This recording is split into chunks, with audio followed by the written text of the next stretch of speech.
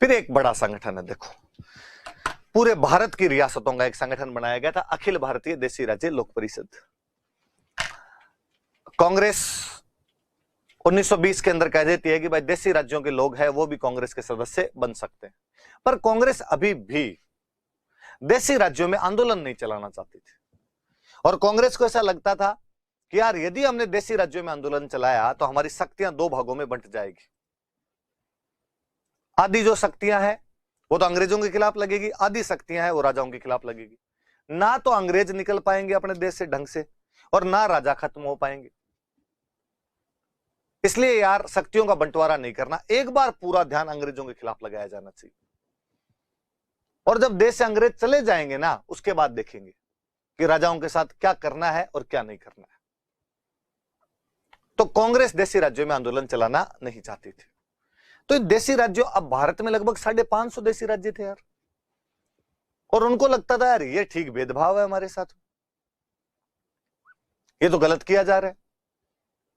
550 रियासतों का दो दो आदमी भी यदि कांग्रेस के अधिवेशन में जाते तो 1100 आदमी हो गए, एक एक भी जाए तो 550 लोग हो गए।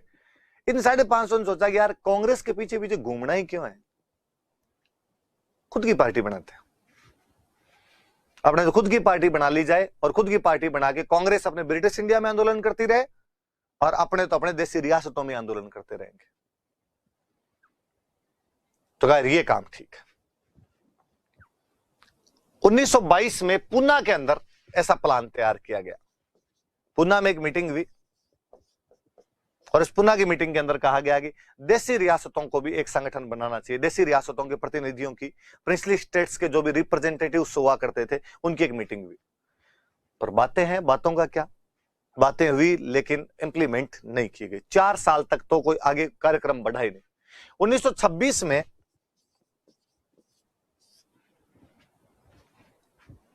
वापस चीजें आई और 1926 के अंदर कहा गया कि यार किया जाए इस पे कुछ ना कुछ। एक समिति का गठन किया गया और क्या, एक समिति कहा भाई बनाओ, आप एक संगठन बनाने की बात करो। फाइनली समिति ने अपनी सिफारिशें दी और बातें चीतें हुई। उसके आधार पर 1927 में एक संगठन सामने आया। बॉम्बे के अंदर एक संगठन बनाया गया। याद रखना आप, ये क्वेश्चन पूछा हुआ है, स्थापना कब हुई और कहां हुई, दोनों चीजें। संगठन का नाम देखिए आप, अखिल भारतीय, मतलब पूरे भारत की, देशी राज्य मतलब रियासतों की, लोक मतलब जनता की, परिषद मतलब पार्टी, पूरे भारत के रियासतों के लोगों की पार्टी। All India princely states people's conference, अखिल भारतीय देशी राज्य लोक परिषद। कब बनी? 1927 में। कहां बनी? बॉम्बे में। यह बात याद रखनी, इधर वाली याद नहीं रहे तो भी कोई बात नहीं। 1927 में बॉम्बे में एक पार्टी बनी है जिसका नाम है अखिल भारतीय देशी राज्य लोक परिषद नाम की पार्टी। कहां पर बन रही है? बॉम्बे में। कौन बना रहा है? तो इसके जो अध्यक्ष थे वो तो थे दीवान बहादुर रामचंद्र राव।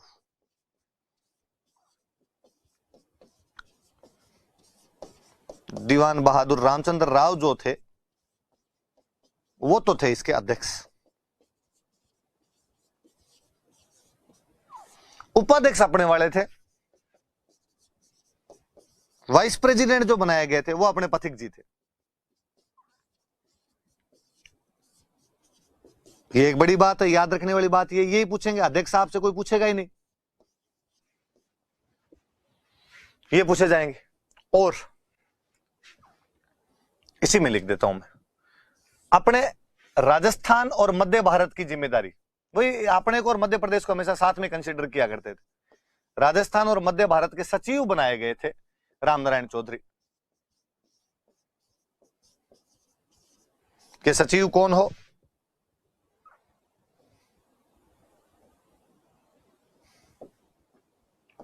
ये बनाए गए आपके रामनारायण चौधरी।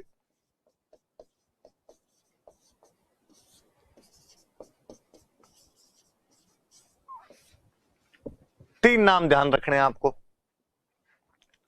अध्यक्ष कौन थे? दीवान बहादुर रामचंद्र राव, अपने कोई मतलब नहीं इनसे। उपाध्यक्ष अपने वाले थे विजय सिंह पथिक, और राजपूतान और मध्य भारत की जिम्मेदारी किसको दी गई, यहाँ का सेक्रेटरी, यहाँ के सचिव किसको बनाया गया, तो अपने रामनारायण जी को बना दिया गया। सेठ जी आप इधर वाले मैटर देख लो। पार्टी कौन सी है, अखिल भारतीय देशी राज्य लोक परिषद। नाम याद कर लें, अगले 5-6 दिन तक मैं लगातार इस पार्टी का जिक्र करूंगा। अखिल भारतीय देशी राज्य लोक परिषद है, बॉम्बे में बनी है, 1927 के अंदर इस पार्टी का निर्माण किया गया और अपने वालों को ये जिम्मेदारी दी गई इसके अंदर। और पढ़ते हैं इसके बारे में, स्थापना वगैरह तो मैंने बताई दी कैसे कैसे क्या है वो स्थापना तो। और दूसरी बात देखते हैं, 27 में ये पार्टी बनी, स्थापना हुई इसकी, ये बातें कांग्रेस को पता चली तो 1928 में कांग्रेस का कलकत्ता में एक अधिवेशन हुआ। कांग्रेस वालों को डर लगा कि यार ये रियासत वाले तो अलग जा रहे हैं, कांग्रेस का एक कलकत्ता में अधिवेशन हुआ और इस कलकत्ता अधिवेशन में कांग्रेस ने कहा, मतलब बाकायदा प्रस्ताव पारित किया इस अधिवेशन में। तो कांग्रेस ने एक प्रस्ताव पारित किया और प्रस्ताव पारित करके कहा कि देशी राज्यों के जो राजा है वो जनता को शासन में शामिल करे, देशी राज्य में शासन में जनता की भागीदारी हो। प्रस्ताव पारित करके बात की। कहने का मतलब है कि कांग्रेस ने कहा कि देखो भाई हम भी आपके सपोर्ट में प्रस्ताव पारित कर रहे हैं। डरता गोगोजी धोखे। इतने दिन तक कांग्रेस वालों को लगता था, टेकन फॉर ग्रांटेड थे कि रियासत वाले कहां जाएंगे, झकमरा के यहां ही आएंगे अपने पास में। पर अब जब कांग्रेस को लगा कि अलग पार्टी बन गई तो कांग्रेस ने कहा सपोर्ट तो करो, और नहीं तो क्या मांग है इनकी मांग है रेस्पॉन्सिबल गवर्नमेंट हो। कहा हम भी कहते हैं साहब, प्रस्ताव पारित करते हैं कि जितने भी राजा है वो अपनी अपनी रियासत में, देशी जो राज्य है वो अपनी अपनी रियासत में जो जनता है उसको गवर्नमेंट में भागीदारी दे, उसको शासन के अंदर भागीदारी दे, पार्टिसिपेट दे, उनको उनके अंदर से मंत्री बने, उनके अंदर से सदस्य बने, ये सब वो करना चाहे। तो थोड़ा और जोश है इसके अंदर का, अच्छा पार्टी बनाते अपने तो इनको ही झुका दिया। अब राजस्थान की मध्य भारत की जिम्मेदारी किसको दी हुई, तो आपने दी हुई राजस्थान और मध्य भारत की जिम्मेदारी दी हुई थी रामनारायण जी को। तो रामनारायण जी ने कहा भाई ठीक है, पार्टी का नाम है अखिल भारतीय देशी राज्य लोक परिषद। अपने राजस्थान में भी इसकी एक इकाई बनाई जाए और 1928 में ही इन लोगों ने अपने राजस्थान में इकाई बना ली। उसका नाम था अखिल भारतीय देशी राज्य लोक परिषद। अखिल भारतीय हटा के राजपूताना लिख दिया और कर दिया एक पार्टी और बना ली, राजपूताना देशी राज्य लोक परिषद। अपने रामनारायण जी ने ये पार्टी बना लेते हैं। आप 27 में बनी है अखिल भारतीय देशी राज्य लोक परिषद। All India princely states people's conference का राजस्थान वाली एक इकाई बनाई जाए, ब्रांच बनाई जाए। वही जैसे बीजेपी पूरे भारत की है फिर राजस्थान की बीजेपी है, कांग्रेस पूरे भारत की है फिर राजस्थान की कांग्रेस है, वैसे अखिल भारतीय देशी राज्य लोक परिषद पूरे भारत की रियासतों की पार्टी है, राजस्थान की रियासतों की पार्टी है। राजपूताना देशी राज्य लोक परिषद 28 में बनी। इनका पहला अधिवेशन जो हुआ वो 1931 में हुआ। फर्स्ट सेशन कहां पर बुलाया जाए, वही है जी, एक ही जगह है गौरव वाली जहां पर अधिवेशन बुलाया जा सकता है, और गौरव वाली जगह कौन सी, अजमेर। तो पहली मीटिंग इन लोगों ने कहां पर बुलाई, अजमेर। अध्यक्ष कौन होगा, तो जब रामनारायण जी करता धरता है तो इसके अध्यक्ष कौन थे, रामनारायण जी। तो रामनारायण चौधरी को इसका अध्यक्ष बनाया गया। रामनारायण चौधरी जो थे वो इस पार्टी के अध्यक्ष हुआ करते थे। और 31 वाली के अंदर सबने बात की, सब रियासतों के 2-2 4-4 आदमी इसके अंदर इकट्ठे हुए और सब लोगों ने बात की कि अब अपने को पूरे अलग अलग रियासतों के अंदर राजस्थान में ये आंदोलन चलाना चाहिए, जनता का आंदोलन चलाना चाहिए, प्रजा का आंदोलन चलाना चाहिए। इसलिए नाम है प्रजा मंडल आंदोलन। इसलिए हम कल वाली क्लासों से आगे पढ़ेंगे कि 1931 से अपने यहां पे प्रजा मंडल आंदोलन शुरू हो गए थे कि प्रजा द्वारा कौन कौन से आंदोलन चलाए जाएंगे। तो उन आंदोलनों को अपने क्या कहा गया था, तो उन आंदोलनों को अपने प्रजा मंडल कहा गया था। वापस बताऊं मैं, ये थोड़ी सी वापस ध्यान देने वाली बातें देखना। 1927 में बॉम्बे में, पहले ये यहां से 1922 में पूना के अंदर देशी रियासतों के प्रतिनिधियों की एक बैठक वीर का पार्टी बनाई जाए। 26 में इसके लिए एक समिति का गठन किया गया। 27 में ये पार्टी बनी जिसका नाम अखिल भारतीय देशी राज्य लोक परिषद, जो कि बॉम्बे में बनी है। इसके अध्यक्ष थे दीवान बहादुर रामचंद्र राव। इसके उपाध्यक्ष हुआ करते थे विजय सिंह पथिक। राजपूताना और मध्य भारत का सेक्रेटरी बनाया गया था रामनारायण चौधरी को। इस बात से कांग्रेस दुखी हुई और कांग्रेस ने हाथों हाथ कांग्रेस के 1928 का जो कलकत्ता अधिवेशन हुआ उसके अंदर उन्होंने कहा कि देशी राज्यों को हम कहते हैं राजाओं के खिलाफ हम एक प्रस्ताव पारित करते हैं और हम राजाओं से कहते हैं कि वो लोग भी जनता को शासन में भागीदारी दे। 28 में अखिल भारतीय देसी राज्य लोक परिषद की राजस्थान वाली कई बनी, जिसका नाम था राजपूताना देसी राज्य लोक परिषद।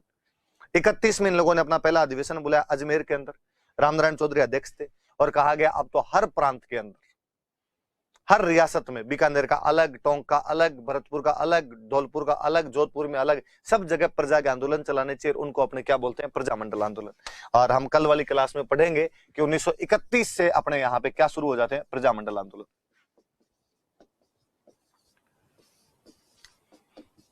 1931 से अपने यहाँ पे प्रजामंडल आंदोलन शुरू हो जाते हैं। अब एक और खास बात जो याद रखने वाली, जब प्रजामंडल आंदोलन शुरू हो गए ना, अब अखिल भारतीय देसी राज्य लोक परिषद वालों ने अपनी अपनी रियासतों में सब जगह अपने आंदोलन करने शुरू कर दिए। पार्टियां बनाई गई, इन पार्टियों के नाम कहीं प्रजामंडल है, कहीं प्रजा परिषद है, कहीं लोक परिषद है जनता की पार्टियां जनता के आंदोलन कर रही है। कांग्रेस में और हड़कंप मचा और कांग्रेस वालों को लगा यार मामला गंभीर होता जा रहा है। 1938 में कांग्रेस का एक अधिवेशन होता है हरिपुरा में, गुजरात के अंदर एक जगह पड़ती है हरिपुरा, वहां पर कांग्रेस का एक अधिवेशन होता है। सुभाष बाबू पहली बार अध्यक्ष बनते हैं, सुभाष बोस इसमें अध्यक्ष बने गए थे। और सुभाष बोस ने इसके अंदर पूछा कि यार आजकल कांग्रेस वाले जो मीटिंग होती है, सेशन होते हैं, इसमें वो क्यों नहीं आते देसी राज्यों वाले। लोगों ने कहा साहब पार्टी बना ली खुद की, तुम्हारे भरोसे नहीं बैठे हैं कोई, और आंदोलन चलाने शुरू कर दिए उन लोगों ने। तो अपने अपने आंदोलन चला रहे हैं, प्रजामंडल आंदोलन। कांग्रेस तो सपोर्ट करती नहीं है उनको, कांग्रेस तो बस प्रस्ताव पारित करके रख देती है। 1938 में पहली बार कांग्रेस ने कहा कि हम प्रजामंडलों को समर्थन देते हैं। याद रखना, क्वेश्चन पूछा हुआ है, वापस कोई पूछ लेगा कि कांग्रेस ने प्रजामंडल आंदोलनों को अपना समर्थन कब दे दिया था, 1938। इस बात को और याद रखना, मैं आगे पढ़ाऊंगा आपको। 1938 में राजस्थान में सबसे अधिक प्रजामंडल बने हैं। 31 से प्रजामंडल शुरू होते हैं, कोई 31 में बनता है, 34 में बनते हैं, 36 में बनते हैं, पर सबसे ज्यादा प्रजामंडल यदि बने थे तो 38 के अंदर बने थे। तो तीन पार्टियां मुख्यतः याद रखना जिन्होंने राजस्थान में जन जागरण करने का प्रयास किया था। शुरुआत में राजपूताना मध्य भारत सभा और राजस्थान सेवा संघ ये करती है, जो हमारे यहाँ के नेताओं द्वारा चलाई गई थी, पर वो मतभेदों की वजह से, अन्य किसी कारणों से वो पार्टियां खत्म हो गई। फिर एक पार्टी जो पूरे भारत की बनी थी, उसका असर राजस्थान में भी दिखाई दिया। भारत में बनी थी अखिल भारतीय देसी राज्य लोक परिषद, राजस्थान में उसकी यूनिट थी राजपूताना देसी राज्य लोक परिषद, प्रत्येक रियासत में उसकी जो यूनिट थी उसके नाम हुआ करते थे प्रजामंडल। कल से हम प्रजामंडल शुरू करेंगे, हमारी अलग अलग रियासत के सारे प्रजामंडल हम पढ़ेंगे। तब तक के लिए धन्यवाद।